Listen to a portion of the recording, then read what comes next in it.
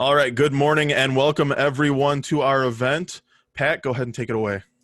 Hi, my name is Pat Brady. I'm one of the co-founders of the Lincoln Forum, and thanks for joining us today. Very excited today to have an event to talk about the impact of COVID on sports and business in general, brought to you today by two people I think are Chicago legends. First of all, I'd like to thank the Union League Club, our partner in this venture, River Strategies, Tracy and Haley from River Strategies, a women-owned public relations firm, and as always, thanks to Crain Chicago Business for their partnership. Our two very special guests today. First, a name that doesn't really need the introduction, Mr. Rocky Wirtz. He's the co-owner of the Blackhawks, president of the Wirtz Corporation, and co-chairman of Breakthru Beverage, involved in all kinds of businesses, and most particularly sports here in Chicago, and one of those truly nice guys. In the same vein, Jim Kirk, a legend in the journalistic community here in Chicago, the publisher and executive editor of Crain Chicago Business, and again, one of the most highly respected and well-liked journalists in Chicago and beyond. So guys, thanks for doing this, and Jim, take it away. Thanks, Pat. Great to see you, and great to see you, Rocky. Thanks for agreeing to do this. I know you've got a lot going on, given all the businesses that you and your family are involved in, and all under unique, different challenges, given how COVID has worked out. But obviously, your most highest profile one, most challenged at this point comes from the Hawks and the entertainment side of things. So let's kind of kick it off from there, if that's all right. Sure. It's nice to have a business without any income. That's right. Some call it a nonprofit, but I'm not sure that's what you're going. Well, I think that's absolutely right. It's his nonprofit, both the United Center and for the Blackhawks. That's right. So let's back up a little bit. Lots of changes in the front office, especially after moving out. John McAfee built office of the Blackhawks.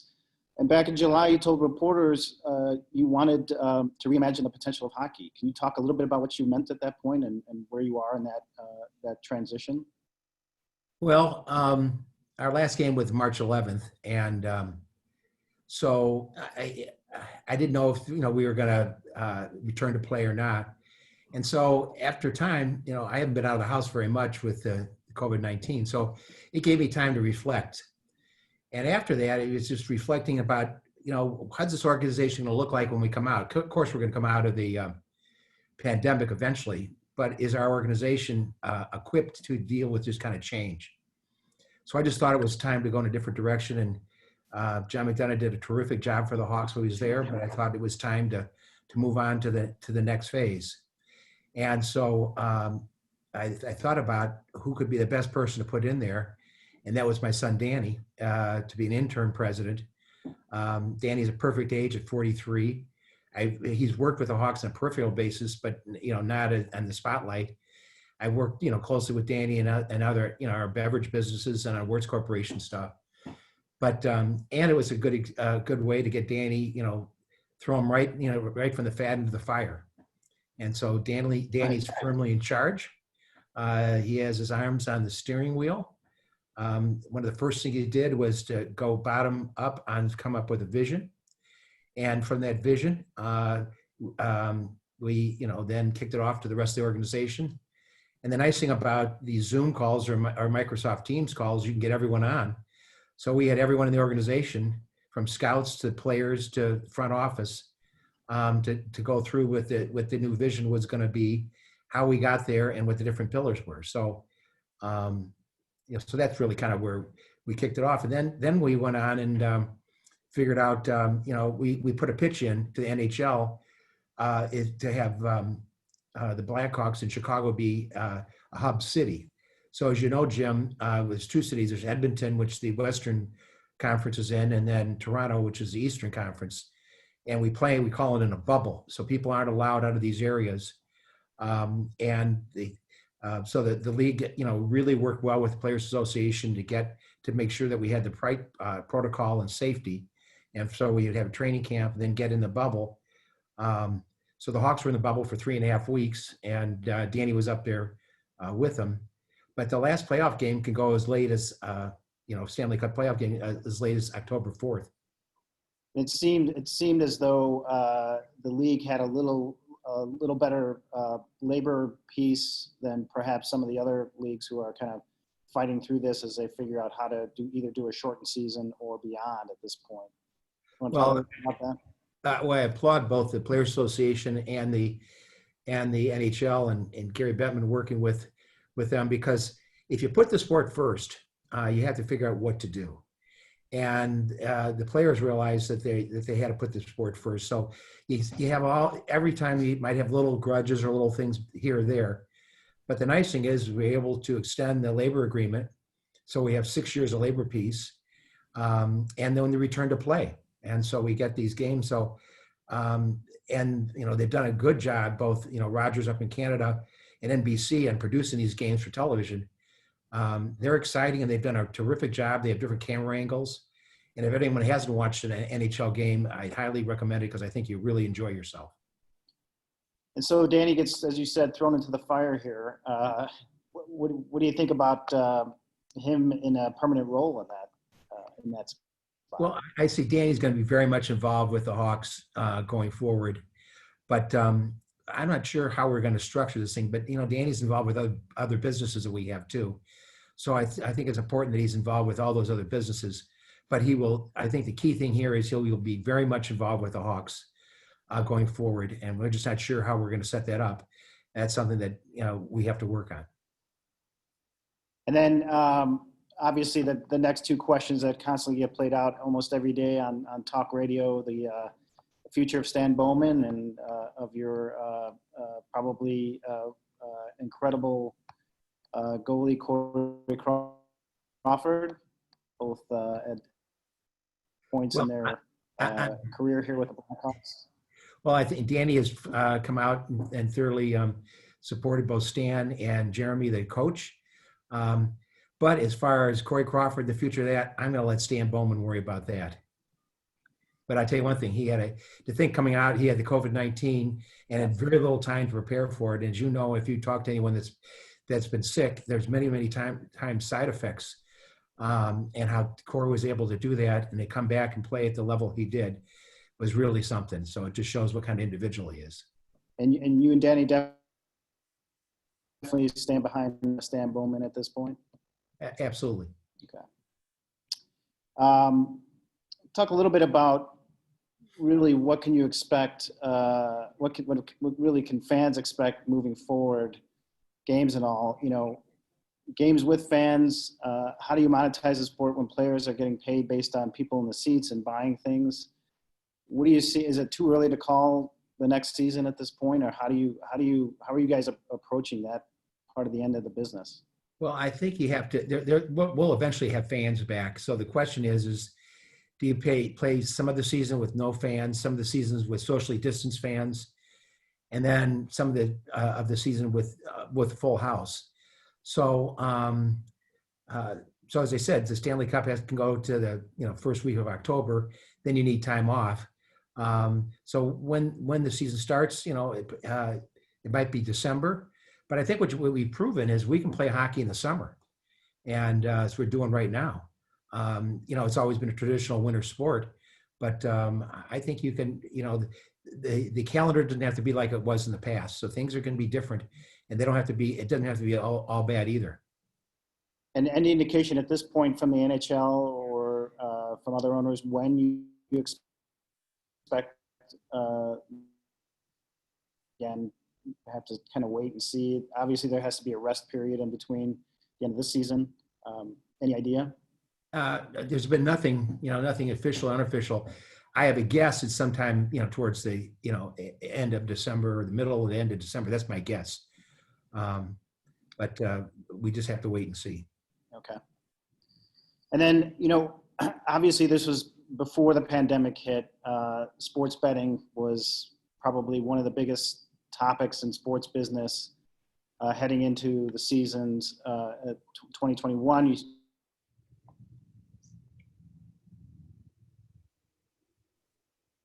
sports betting on a wide scale. what is the effect of the pandemic on that business? What do you see going forward? Do you think states are going to be more eager to open up online betting as a result of this, or is it going to take a while longer at this point?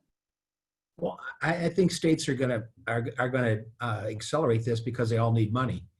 And as far as fans are concerned, you look at, Las Vegas is always around, obviously gambling and betting, but then the entertainment factor came in. So it's as big an entertainment city as it is a gaming city.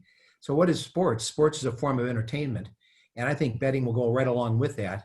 Illinois has worked and has, is working out, these, the bugs and stuff. So I see the United Center eventually, getting in and being, involved in some form of gaming, with a third party that does this for a living. And then as far as the teams are concerned, having different sponsors on both the Bulls and the Hawks, they don't have to be the same. It can be all different. But I see it definitely in the future. So you definitely see a presence at the United Center? I would think so. We're certainly interested in it. And if we can work with the regulators and some of these, third parties that do this for a living, I could see very well that it could be very much involved at the United Center. And, as we use our phones all the time now, I mean, you're going to be betting from your phones. And then now with 5G coming in, there's so much information that's being uploaded all the time. And then the different things that you can bet on and stuff. So it's there. And then the NHL has been, working with all these statistics. And then that are, because you're going to have player and puck tracking. So there's different things you can do and bet on just because of how the information that these gaming houses are going to have. Let's talk a little bit about the United Center. You obviously you have a pretty high profile co-owner and Jerry Reinsdorf in that endeavor. Obviously taking a big hit given not only no fans in the seats for sporting events, but obviously you guys had an extremely busy and packed concert lineup series, and obviously a big part of that business. Even if you, let's say, had 20 to 30% capacity at the United Center, could you make money on that? What does the business look like in the near term, midterm, and longer term? Well, see, that's really up to the promoter. So the promoter is the one that would bring the show in, and then we rent the building, and from there. So I don't think the promoter is going to bring it in unless they have a pretty good capacity. But so a lot of these shows that we had scheduled for this year and this summer are all pushed back to next summer. So we're going to have and then we have a number of them that are late fall, that they can very well push those back. So I think it would be until we have some more definite understanding about some kind of antidote before you can really pack 20,000 people into a building. Are you talking to other building owners? I mean, is there obviously with when hockey was shut down, it sounded like the owners got together and really kind of brainstormed on some ideas on how to keep the game alive. But what can you do from a venue standpoint that might allow you to think out of the box to you got to think totally different. Well, you have to think differently. Like for all practical purposes, you have to go to a cashless, no cash system. What we did do is Terry Severese and the folks at the United Center, they came in and sanitized everything, and they have certain process they use that should last about a year. So you can still scrub, but you don't have to scrub as heavy.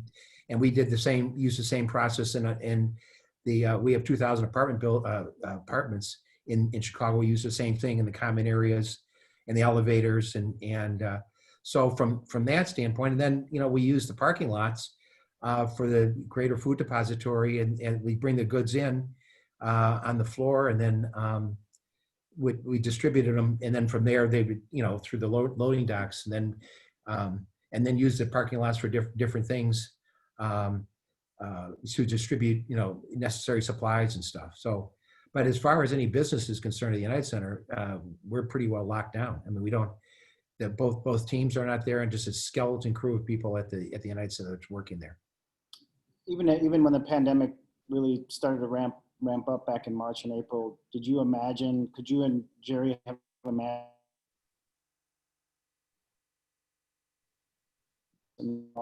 this fall in the United Center? No, but the good thing is, and it's 20 years ago, my father Bill and Jerry got together and they said, what's the one thing we should do? And that's to have a free and clear building, because no debt on the building. Because he said, our family is a product of the Depression. My grandfather went through there, was born in 01, and knew what it was like to have a mortgage. It didn't matter if your mortgage was 2% or 20%. You couldn't afford anything. So Dad and Jerry both thought, well, how quickly can we pay this debt down on the building? Because who knows what sports are going to be. So every day I count our blessings that the United Center at least has a strong balance sheet and no debt. Right. But I think I would put that up to out of any other building in the U.S. of size that doesn't have some debt on it. And obviously still full naming rights. And I'm sure you've talked to your partner in United Airlines, and they're still obviously having their own challenges given what's happened with COVID. But how do you deal with a relationship like that when the naming rights aren't paying off in a way that they might have months ago? We work with them. I mean, United, even when they went through bankruptcy, they still paid their naming rights fees. So a lot of times what you have to do is you push back deadlines, and because we're gonna come out of this. And as I said, and when you come out of it, you want to come out hitting the ground running, and that's the key thing. So you don't want to shut everything down to the point where you can't bring it back on a moment's notice. Right. Just turn to the liquor business a little bit. Your family owns one of the largest wholesale distributors of wine and spirits in the country, in Breakthru. A little bit about how it has affected that business, both pro and con. I mean, I know that obviously with bars, restaurants shutting down early on, obviously had to be a big jolt. How has the industry recovered? How has Breakthru kind of maneuvered its business to address both sides of the house, so to speak, on that? Well, a few years ago, we formed Breakthru Beverage with the Marinoff family to form Breakthru from, we had Wirtz and they had Sunbelt. And so it's interesting because you had to furlough some people because they just didn't have any jobs. I mean, when your bars and restaurants were closed down, and then you realize there was going to be pantry filling as people were at home. So you thought it would slow down, but so our on-premise business, is off about 50%. But our off-premise business, the packaged goods stores and food and grocery are up. And so I think that, I'm just waiting for the other shoe to drop to slow down, but they haven't. It's been up, maybe 20%. So when you add them together, you're actually you're hitting last year's numbers. Really? Just differently, because the product mixes are different, but we have less stops. We have less, things in the warehouse as far as we have broken case, where we split cases and stuff. So it's just different in how you have to run things. Then you also have to make sure that everyone's safe in the warehouse. So you have different crews at different times and different procedures. So, but overall, our business hasn't been hit as hard as I thought it was going to be. There's a good question from audience member goes by the name of Drew. How can restaurants and bars really survive at 25-50% capacity? And do you think business will return to normal anytime soon? What are you guys seeing out there in your conversations with restaurant and bar owners at this point? I think it's very, very tough.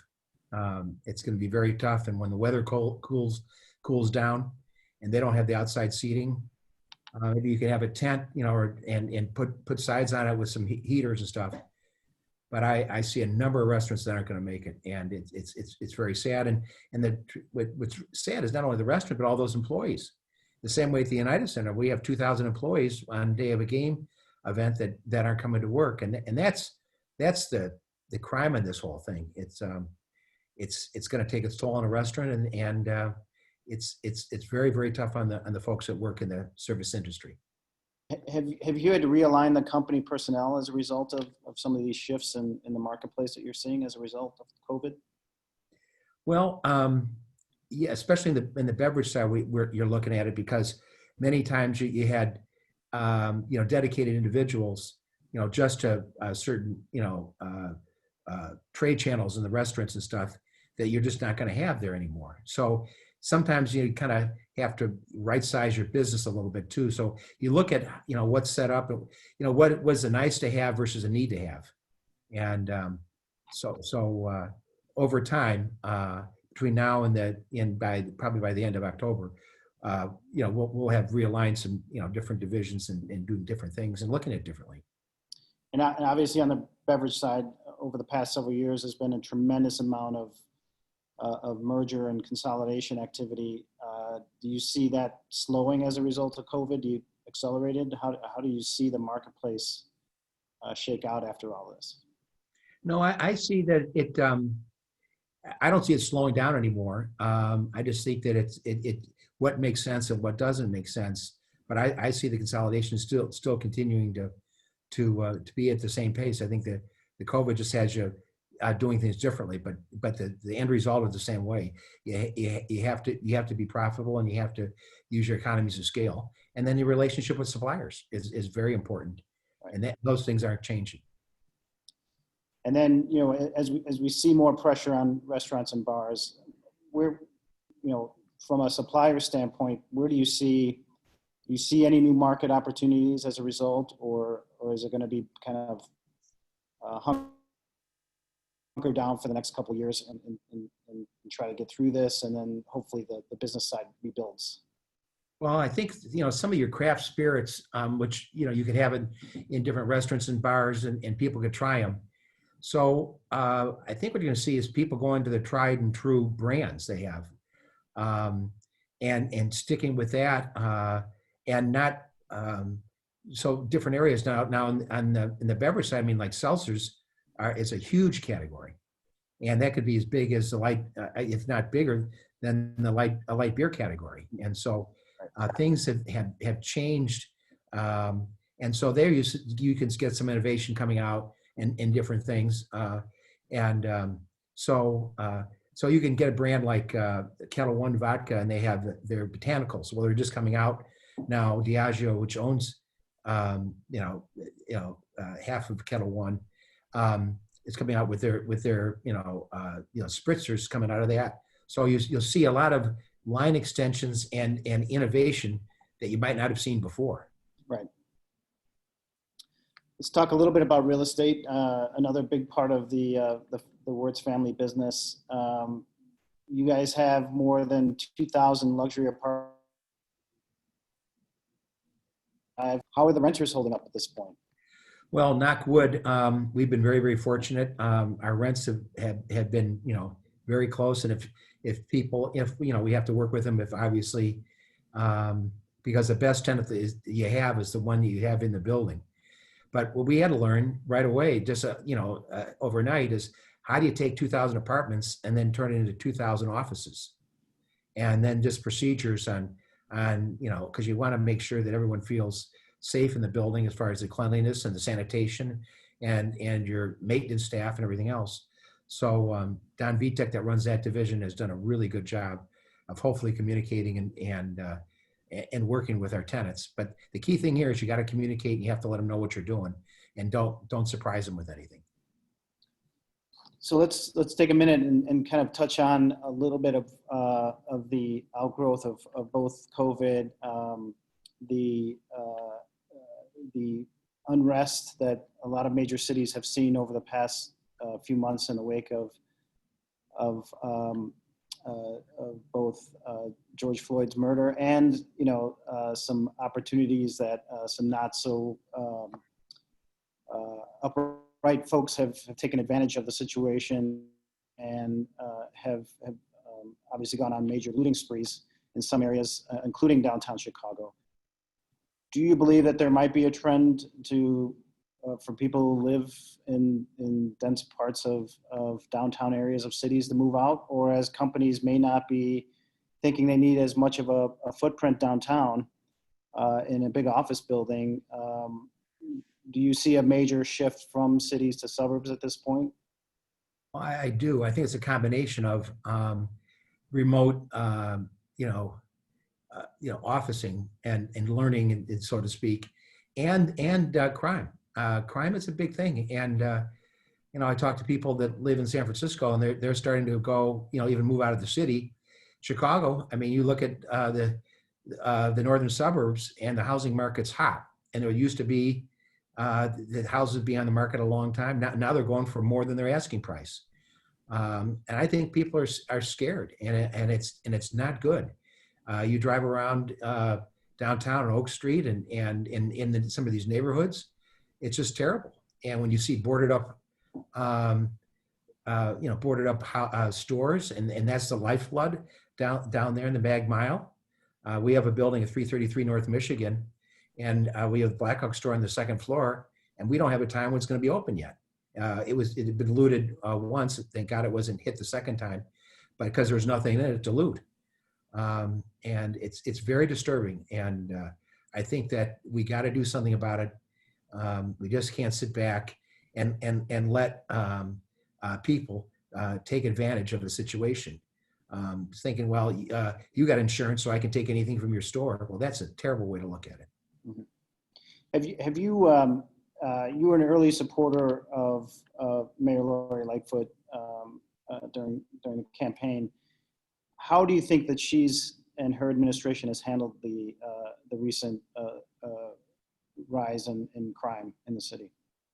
Well, I don't think anyone would expect a new mayor to come in and expect, like, you'd never think you'd see the economy the way it is today. You'd see the COVID-19 and just the social unrest.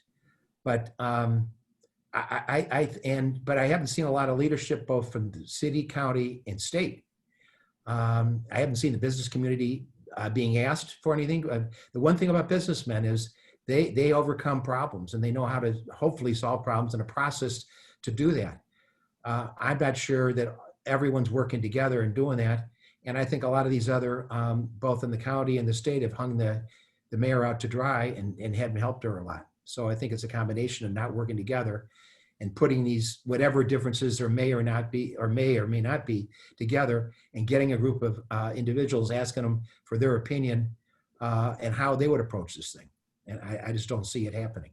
So who do you think, or who should be stepping in at this point? Should it be the business community that steps up and tries to get everybody involved and with a coordinated plan, or it would be other entities? I think there could. I think it is a business community, but you have to be asked. And I haven't.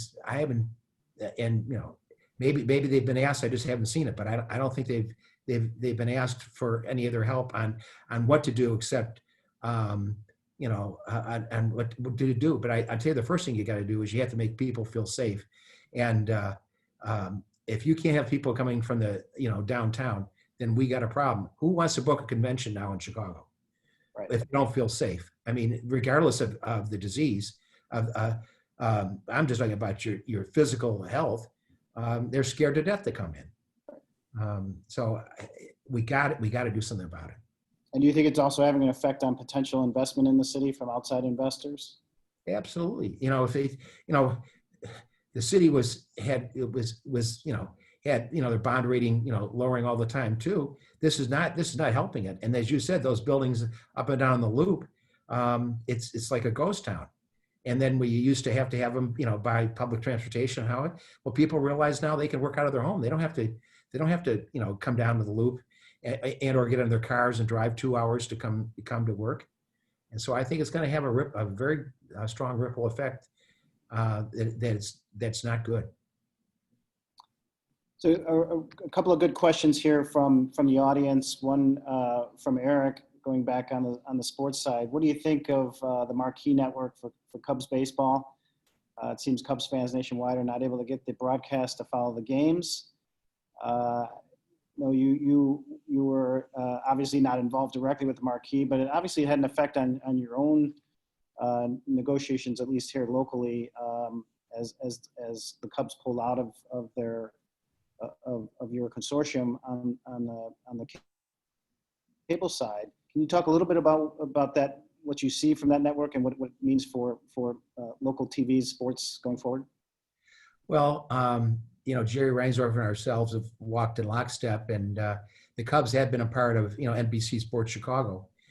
And so I was hoping that we could all get together, because I think having all the teams, both baseball teams and the hockey and basketball teams together, it's a much better product for our fans, and we can deliver a much better product. The Cubs are going to do what the Cubs did. I'm just sorry that we couldn't all work together, and that way you wouldn't have to worry about who has Marquee and who doesn't, and who has NBC Sports Chicago and who doesn't. But who knows? But as I said, I got Comcast, so I get my NBC Sports and I get Marquee. And so far, the way that obviously Comcast seems to have,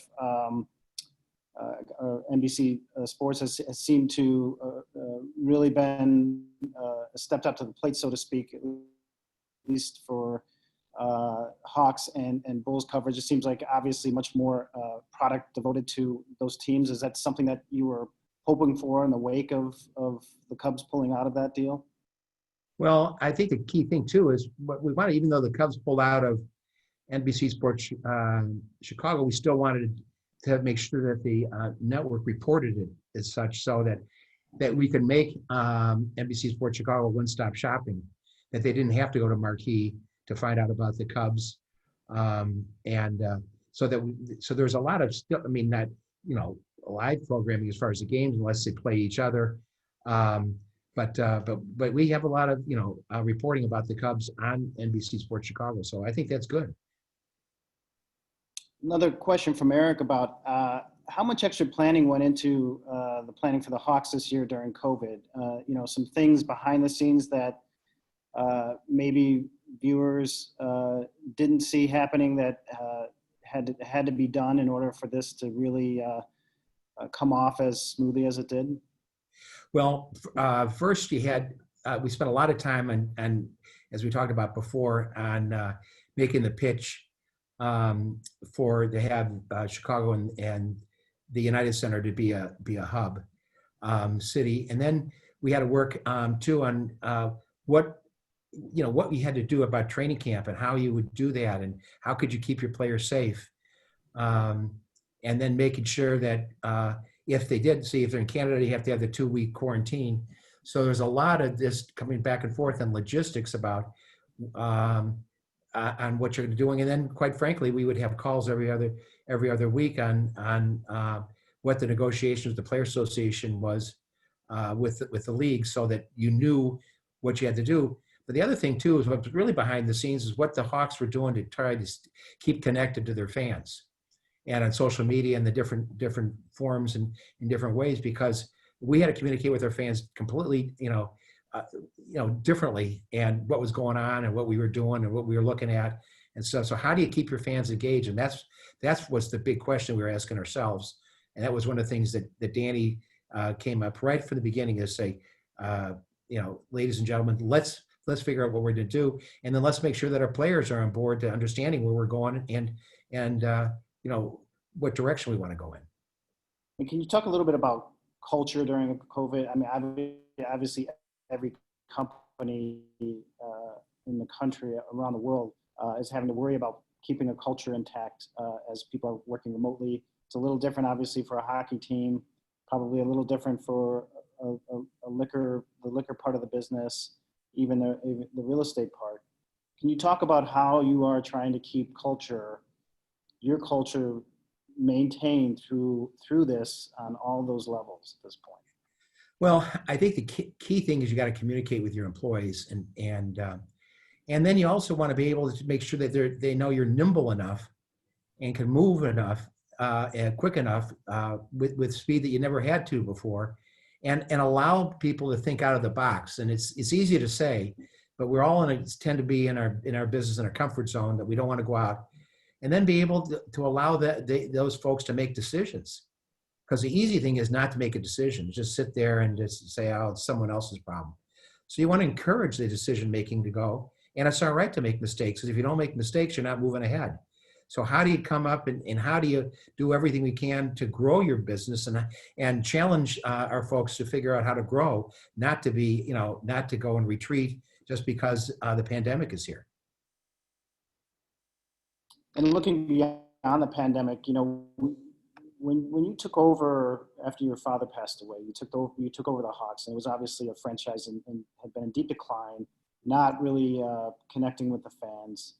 You immediately turned that around, a lot due to John McDonough's help, of course, from the rebuilding the front office. But your connection with the fans obviously also had a big role in that. Now you're at a point where you have to you're eyeing again at when will the Stanley Cup return to Chicago? What do you see has to be done in order to accomplish that again? Well, what I don't think so, as you know, and people that are participating know that the NHL has a hard salary cap. And so in 2010, and when the Hawks won 13 and 15, Stan Bowman had to essentially trade half the team. So so what you do is you want to build for the draft, and then those other years when after you won, whoever wins has the last draft choice, so it'd be 30th. But those other years we're drafting 27th, 28th, 29th, and this year we're going to be right in the middle as far as drafting. So I think what you see is most other people don't realize how young a team the Hawks have. They're of the 24 teams that went to the postseason this year in both Toronto and Edmonton, the Hawks are the youngest team in the league, because we've seen Crain and Taves and Seabrook and stuff, but the other younger players are coming up. And a player like Kirby Doc, if anyone got to see him, I mean, the other scouts and the other GMs, they were all talking about him, that he might have been, even though he's third overall draft last year, the year before, he maybe should have been first overall. He was that good. So I think that what you do is, we want to be consistently good and not have peaks and valleys, and that's the whole thing. So I think we're on the right track. And then we have some young people coming. We got a couple of young defensemen coming. One from the University of Denver, the other from University of Wisconsin, and next year. And then we have other people in the pipeline. So I see the future is very good. I'm not just saying that, because I'm supposed to say it. I say it because I believe it. No prediction at this point when it might return, or?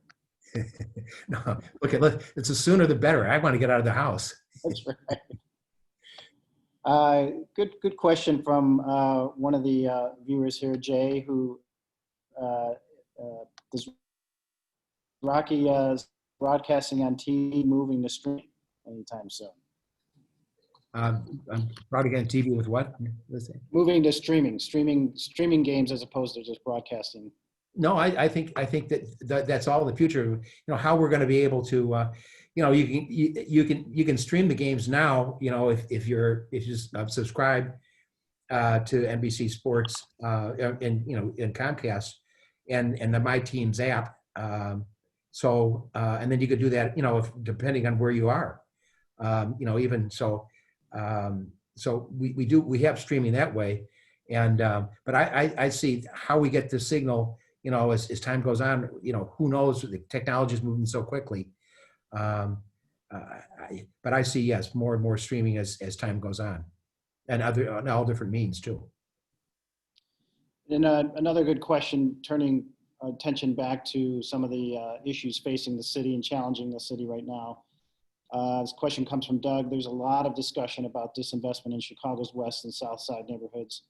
From your perspective, or from the business community's perspective, how might reinvestment in those parts of Chicago begin to occur? Well, I think it's important because, we've been on the West Side for almost 100 years, and you have to, but so you can't just invest in downtown. And I realize that, and I know the mayor is doing it. So that's where you have to work, but you have to have people feel safe. So, if you open a store and, and you want to invest in the West Side, and you can't get your employees to feel safe to go in there, how are the people? So I think we got it.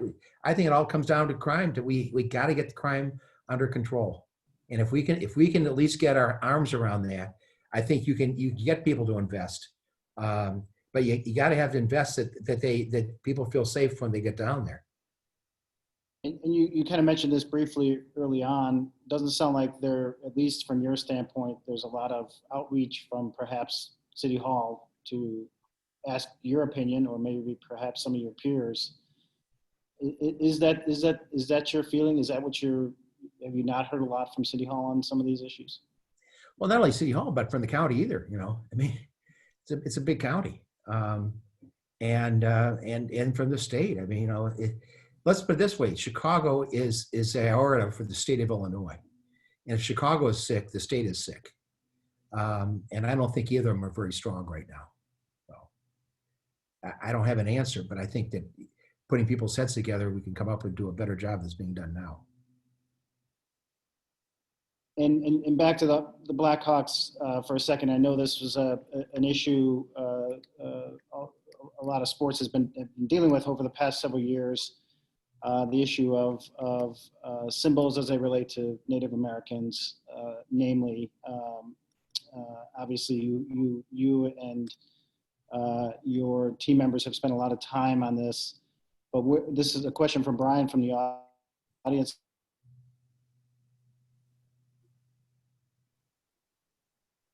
Communities. Could you be kind enough to? I think I didn't hear all the question, but I think I know what the question was.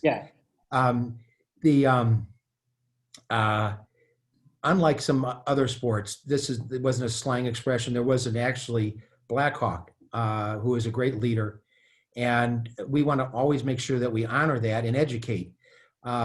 If you don't educate people about the past, you don't know anything. And so we have done everything we can to try to always be dignified about Blackhawk as a leader, to do what we can, and then in working with different Native American leaders on what to do and how to do it, and work with them. So I see us stepping up those efforts, not stepping away from them. But I think the key thing is education and communication and working with people. And you have, if I remember correctly, you have been working with a number of Native groups in the past on this issue. Were you surprised by what you saw in Washington with the Redskins? I mean, do you think that for years they had resisted that? Were you surprised when they changed the name? Well, I think unlike the Blackhawks, Redskins is a slang, and I don't think that's being dignified. So I'd say that the more that Washington resisted, the harder it was for the Hawks. So I think it was only a matter of time before they would start flinching, and obviously they did.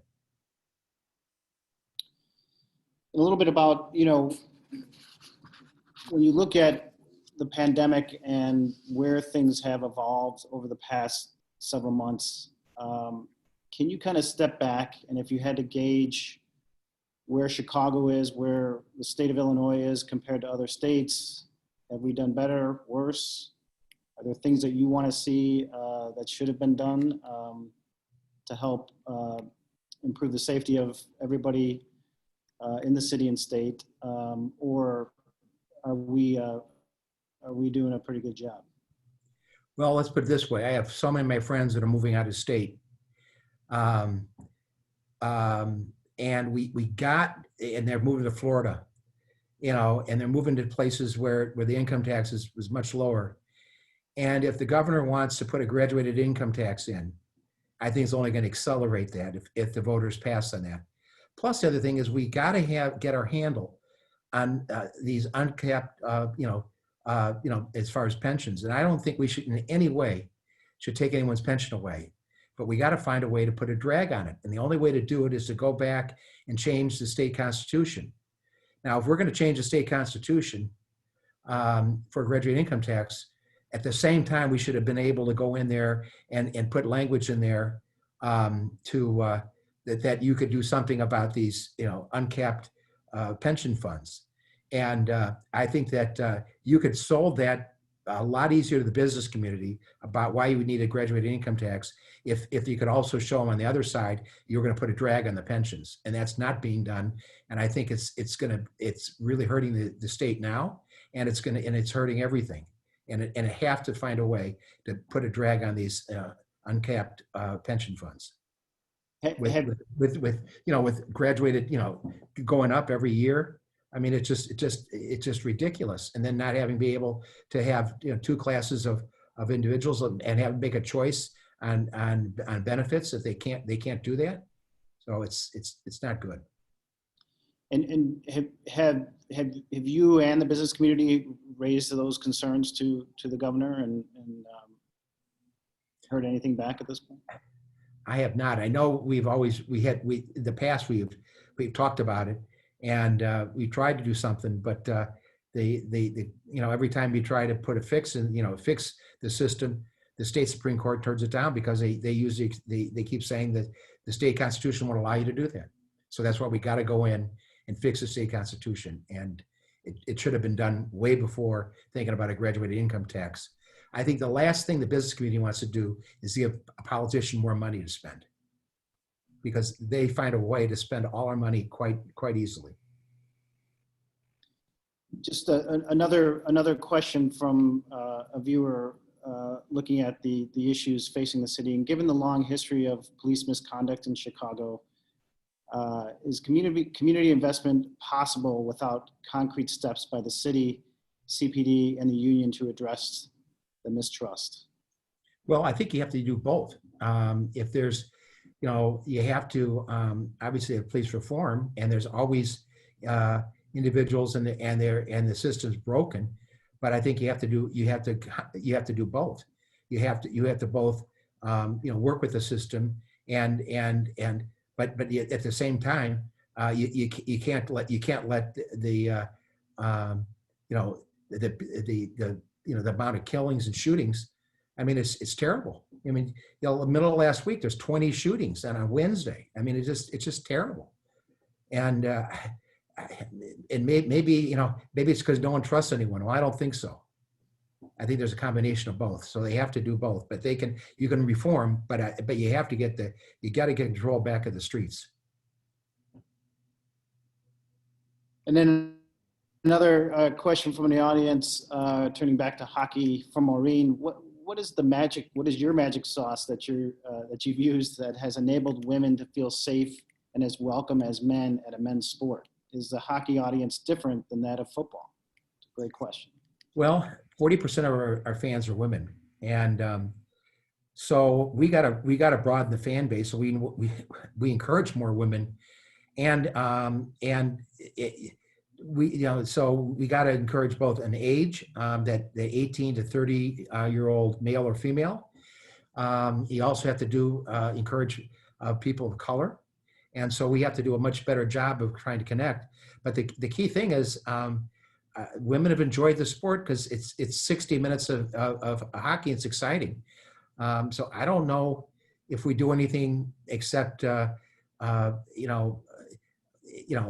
welcome women in as much as possible. Because you come to United Center and you look at how many women are there. And generally speaking, the woman controls the family's checkbook. So if the woman says, she wants to come to the game, her husband or boyfriend's going to with her. And then more broadly in the NHL, as you look through your crystal ball, what continued reforms would you like to see to make the sport better from a fan standpoint, and B, better as a business. I mean, obviously it doesn't have it's not seeing the TV revenue that NFL does, not that any other sport does. But are there steps that the sport can take? I think the next big thing is going to be the TV rights, which come up in 2 years in the U.S. And so I think you can see, it's even answering the question on streaming and stuff. There's different ways that you're going to reach the fans, and I think as we broaden that fan base and the way that people can view this sport, and also, as I said, just what we've learned from these games in Edmonton and Toronto on camera angles and how to do that.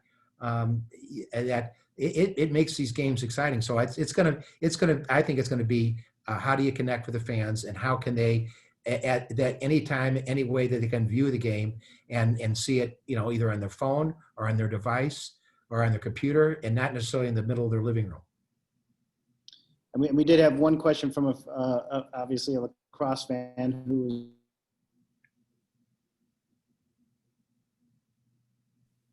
the United Center. Is there any truth to that? What's happening there? What'd you say? I didn't hear it. I didn't get the question. A lacrosse team coming to the United Center. Is that? If they are, I haven't heard about it. Okay. But we're looking at everything. We have an empty building. Yeah, that's true. That's true. You want to characterize your friendship a little bit with Jerry Reinsdorf and how that's evolved over the years? Obviously, I'd say just as a reporter, as a journalist, the outward differences between you and Jerry are stark. Sometimes you're always eager to talk to a reporter. Sometimes Jerry's not so eager. I just wonder how your relationship together has evolved. Well, it's good. The first person I talked to after Dad passed away, I mean, I would have been involved with the United Center, but just on the board basis. So the first person, business person I talked to was Jerry Reinsdorf after Dad passed away. And I said, and I respect Jerry. And what I respect about him is his word is his bond. If Jerry doesn't have to take notes, because he knows if he give you his word and he'll back it up. And he's a class, act, and I think a true sportsman in Chicago. You think of, winning as many rings as he did in basketball, and then the World Series with the White Sox. And he's a very smart man. So I can learn a lot of it by not saying anything, just listening to him. So that's why I enjoy dealing with Jerry. And the nice thing is we have a meeting of the mind. It doesn't take us a long time. If we communicate, if we email each other, there's probably a 2 or 3 word sentence back and forth. And if we're on the phone with each other, it probably doesn't last more than 10 minutes at the most, because we didn't have to, because we think alike as far as many different things. But I respect Jerry very, very much. And he's taught me a lot. And obviously now we're seeing the next generation, both with Michael and Danny, a lot of coordination between those two. It is, and that's what's nice about it. Michael's a little older than Danny, but not much. So I know it's something that Jerry encouraged and I did, and Danny and Michael have a very good relationship. And that's good, and because also not only do we have 2 teams, but we have the United Center, and so you have to put a United Center hat on, and that's where Danny and Jerry and Danny and Michael will work really well together, over time at the United Center too. So it's very important that they get along the same way it's important that Jerry and I get along as far as the United Center. And then another great question from a viewer about the NHL in general. Do you see a near future where women coaching, or possibly as an official, similar to what is happening in the NFL? Well, I do, and I know because we have a former business associate that has a cousin was a woman who was a goaltender at Boston College, is one of the scouts for Anaheim. So you start seeing, I see definitely you see, women more and more as we had last year, women's, all women's broadcast. So I see women having a much greater, part, the same way as whoever we bring in the Hawks, in no way would you ever exclude having a woman in that position. If anything, you might even encourage it. We're coming close to the end here, so I thought maybe we would look a little bit in the future. Just want your thoughts about maybe 3 things, if you could, quickly just kind of talk about what is needed to make Chicago a better city at this point. Obviously, we're in an incredibly unique period in our city's history, but if you could change a few things, do some things different, what would you put at the top of your list right now? Well, I'm not trying to beat a dead horse about crime, but I think that we have to get spending under control. And as I said, we have pension funds that aren't being funded, and that's a major problem, both in the state and the city and the county. And I think the number one thing we should do is encourage our elected officials to tweak that state constitution so that we can get our handle on these expenses. Well, Rocky, always great to talk to you. Really appreciate it. Great to see you virtually. Hope to see you in person Might be soon. the best way to see me if you don't have to see me at all. Jim, it's always good being with you. We appreciate taking the time and doing this. So thank you very much. And thanks to the Lincoln Forum and the Union League Club and our friends there as well. So thank you. Thanks to everybody for tuning in. Yeah, and it'd be nice if we could actually do these in person. Absolutely. Look forward to it. Well, thank you.